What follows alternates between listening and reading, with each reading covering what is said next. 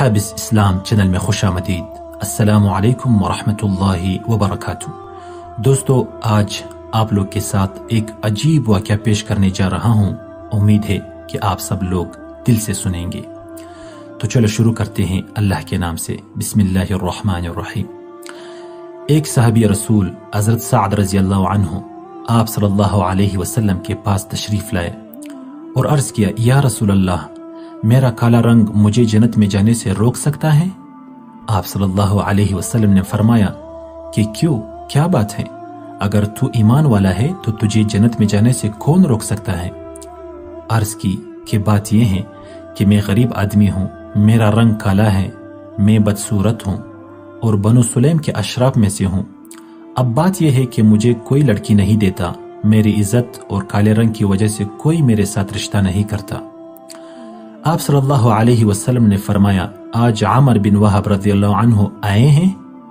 یہ مدینہ منورہ کے ایک چودھری تھے، بڑے مالدار تھے، ان کی بیٹی بڑی خوبصورت تھی۔ صحابہ رضی اللہ عنہم اجمعین نے کہا کہ وہ مجلس میں تو موجود نہیں ہیں۔ آپ صلی اللہ علیہ وسلم نے فرمایا، جاؤ عامر بن وہب رضی اللہ عنہ سے کہو کہ اپنی لڑکی تیرے نکاح میں دے دے۔ حضرت سعد رضی اللہ عنہ جا کے دروازے پر پہنچے، دروازے پر دستک دی۔ حضرت عامر بن وہب رضی اللہ عنہ باہر نکلے، پوچھا، بھائی کیا بات ہے؟ کہا، میں رسول اللہ صلی اللہ علیہ وسلم کا بھیجا ہوا ہوں اور آپ صلی اللہ علیہ وسلم کا قاصد ہوں۔ آپ کے پاس آپ کی بیٹی کی شادی کا اپنے لیے پیغام لایا ہوں۔ بظاہر انہیں یقین نہیں آیا، اس لیے کہا کہ بھاگ جا، کہا کی بات کرتا ہے؟ وہ تو بیچارہ غریب تھا، پہلے کا غم کھایا ہوا، وہ تو ڈر کے وہاں سے پیچھے ہٹا۔ ادھر عامر رضی اللہ عنہ کی بیٹی حسن جمال میں مشہور، بیٹی کے کان میں آواز پڑی۔ بیٹی نے پیچھے سے آواز دی، اے ابا جان، سوچ تو لیا کرو، کیا کہہ رہے ہو؟ تم نبی صلی اللہ علیہ وسلم کی بات کو ٹکرا رہے ہو، ہلاک ہو جاؤ گے۔ میں نبی کے حکم کے سامنے تیار ہوں، میں کالے گورے کو نہیں دیکھ رہی، میں نبی صلی اللہ علیہ وسلم کے حکم کو دیکھ رہی ہوں۔ جاؤ، میں تیار ہوں اور کہہ دو کہ میں شادی کروں گی۔ حضرت عامر بن وہب رضی اللہ عنہ بھاگے بھاگے پیچھے گئے۔ آپ مجلس میں تشریف فرما ہیں۔ جب دیکھا کہ عامر آئے ہیں، فرمایا، تو نے ہی اللہ کے رسول صلی اللہ علیہ وسلم کی بات کو ٹکرایا؟ عامر رضی اللہ عنہ نے عرض کیا، میرے ماں باپ آپ پر قربان، یا رسول اللہ، خطا ہوئی، معاف فرمائیے، حکم کیجئے، کیا حکم ہے؟ فرمایا، اس سے اپنی بیٹی کی شادی کرا دو۔ عامر رضی اللہ عنہ نے عرض کیا، آپ نکاح پڑھائے۔ آپ نے نکاح پڑھا، 400 درہم مہر مقرر کیا۔ آپ نے فرمایا کہ جاؤ سعد رضی اللہ عنہ، لڑکی کو لے کر آؤ۔ کوئی بارات وغیرہ تو ہوتی نہیں تھی۔ فرمایا، سعد رضی اللہ عنہ، جاؤ بیوی کو لے آؤ۔ عرض کیا، یا رسول اللہ، میرے پاس تو 1 درہم بھی نہیں ہے، میں 400 کہاں سے پیدا کروں اور اس کو لے کے آؤں؟ آپ نے فرمایا، چلو گھبرانے کی بات نہیں، جاؤ علی رضی اللہ عنہ کے پاس، جاؤ عثمان رضی اللہ عنہ اور عبد الرحمن کے پاس، ان سے کہو کہ تمہیں 200 درہم دے دے، تیرے پاس 600 درہم ہو جائیں گے، 400 مہر ادا ہو جائے گا اور 200 سے اپنا کوئی کام کر لینا، نہ گھر نہ در نہ کوئی اور چیز، کوئی کپڑا ہی لے لینا۔ عرض کیا، بہت اچھا۔ حضرت عثمان رضی اللہ عنہ، حضرت علی، حضرت عبد الرحمن رضی اللہ عنہ کے پاس گئے۔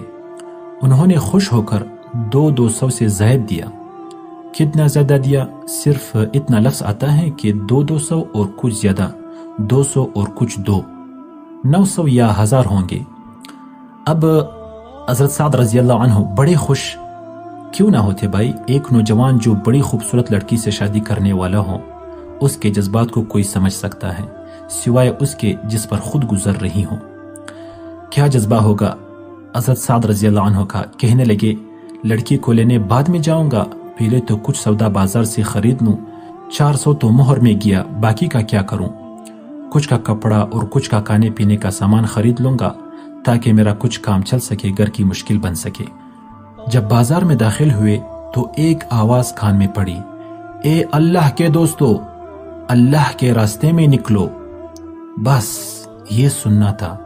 حضرت سعد رضی اللہ عنہ کے قدم زمین پر جم گئے، سارے جذبات سارے احساسات کو ایک بول نے نکال کے اللہ اور اللہ کے رسول صلی اللہ علیہ وسلم کی محبت کو دل میں ڈال دیا۔ کوئی ہے ایسا ایمان والا کہ جو اتنے بڑے جذبات کو اللہ اور اللہ کے رسول صلی اللہ علیہ وسلم کی بات پر قربان کرے؟ آسمان پر ایک بھرپور نگاہ ڈالی اور یوں کہا، اے زمین و آسمان کے رب اللہ اور اے محمد صلی اللہ علیہ وسلم کے رب اللہ، اب میرا یہ مال شادی پر نہیں لگے گا، میرا یہ مال وہاں لگے گا جہاں تو بھی راضی، تیرا رسول بھی راضی اور مسلمان بھی خوش ہو جائیں گے۔ نہ شادی یاد رہی، نہ رات کا وصال یاد رہا، نہ سہاگ رات یاد رہی، نہ بیوی کے پہلو میں رات کا لیٹنا یاد رہا اللہ اور رسول کا کام یاد رہا۔ گھوڑا خریدا، ڈھال خریدی، تلوار خریدی، چہرے کو چھپا لیا اور سوار ہوا چہرے کو چھپا کر صرف آنکھیں ننگی، باقی چہرہ چھپا ہوا۔ صحابہ رضی اللہ عنہم اجمعین لمبے چوڑے سر پر خود نہیں پہنتے تھے جیسے رومیوں کی عادت تھی، معمولی سامان ہوتا تھا۔ صحابہ رضی اللہ عنہم اجمعین کہنے لگے، ارے یہ کون ہے چہرہ چھپائے ہوئے؟ اور آپ کو خبر ہے کہ چہرہ کیوں چھپایا ہے؟ چہرہ اس لیے چھپایا ہے کہ اگر مجھے حضور صلی اللہ علیہ وسلم نے دیکھ لیا تو کہیں واپس نہ بھیج دے کہ ارے تو کہاں جا رہا ہے، میں نے تو تمہیں کہاں بھیجا تھا۔ یہ خیال ہے کہ کہیں حضور اکرم صلی اللہ علیہ وسلم نے دیکھ لیا تو واپس نہ ہو جاؤں۔ کسی نے پوچھا کہ کون ہے؟ حضرت علی رضی اللہ عنہ نے کہا، ارے اللہ کا بندہ کوئی پردیسی ہوگا، تمہارے دین کی مدد کے لیے تمہارے ساتھ آ گیا، ارے چھوڑ دو اسے۔ اب جو ہوئی ٹکر اور اس میدان میں اترے اور لڑتے حضرت سعد رضی اللہ عنہ کے گھوڑے کو جو تیر لگا اور گھوڑا الٹ کے گرا اور گر کے مرا۔ حضرت سعد رضی اللہ عنہ بھی ساتھ گرے اور جلدی سے اٹھے اور جلدی اپنے بازو اوپر چڑھائے۔ حضور اکرم صلی اللہ علیہ وسلم نے بازو کو دیکھا، اس کے کالے بازو جب باہر نکلے، آپ صلی اللہ علیہ وسلم نے دیکھا اور فرمایا کہ تو مجھے سعد نظر آتا ہے۔ عرض کیا، میرے ماں باپ آپ پر قربان ہو جائے، اے اللہ کے رسول میں سعد ہوں۔ آپ نے فرمایا، خوشخبری لے لے، تو جنتی ہو گیا، تو خوشبخت ہو گیا۔ بس اس کو اس کا سننا تھا کہ چھلانگ لگائی مجمع میں، یہاں تک کہ آواز آئی، یا رسول اللہ، سعد رضی اللہ عنہ شہید ہو گئے۔ حضور اکرم صلی اللہ علیہ وسلم دوڑ کے گئے اور حضرت سعد رضی اللہ عنہ کے سر کو اپنی گود میں رکھا اور آنسوں کی لڑیاں سعد رضی اللہ عنہ کے خون کو پونچھ رہی ہیں۔ حضور اکرم صلی اللہ علیہ وسلم کے آنسو سعد رضی اللہ عنہ کے چہرے پر گر رہے ہیں۔ آپ فرما رہے ہیں کہ اے سعد رضی اللہ عنہ، تیری خوشبو اللہ اور اللہ کے رسول کو بہت پیاری ہو چکی ہے۔ اے سعد، تو اللہ اور اس کے رسول کو بے انتہا پیارا ہو چکا ہے۔ رو رہے ہیں۔ روتے آپ صلی اللہ علیہ وسلم نے منہ پھیرا اور فرمایا، رب کعبہ کی قسم، سعد حوض پر پہنچ گیا۔ حضرت ابو لبابہ رضی اللہ عنہ نے فرمایا، یا رسول اللہ، یہ حوض کیا ہے؟ آپ صلی اللہ علیہ وسلم نے فرمایا، یہ حوض وہ ہے جو میرے رب نے مجھے دیا ہے، اس دودھ سے زیادہ سفید، شہد سے زیادہ میٹھا، جب ایک دفعہ اس کو پی لے گا پھر دوبارہ پیاس نہیں لگے گی۔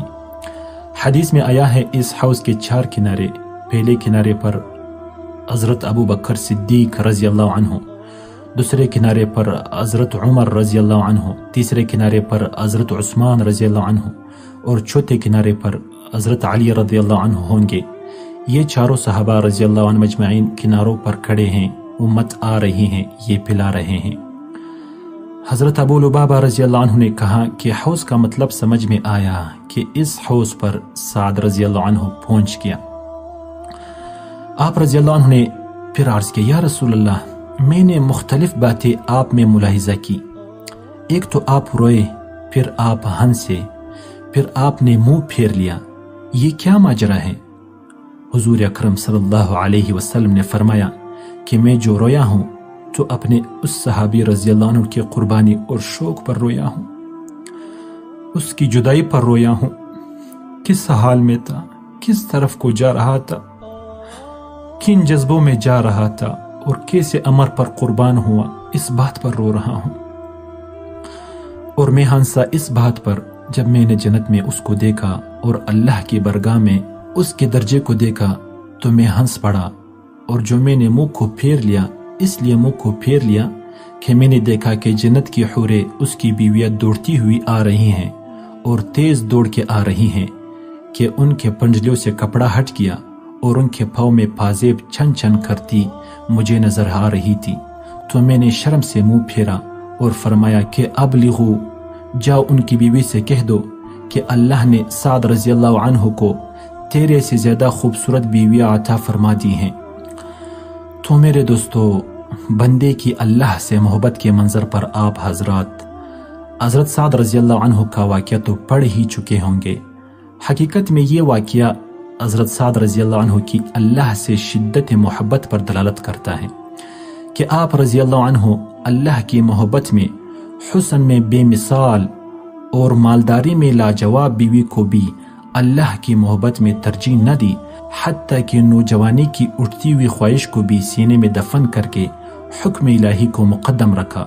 اللہ تعالی ہم سب کو ایسے جذبہ والا دل عطا فرمائے، آمین یا رب العالمین۔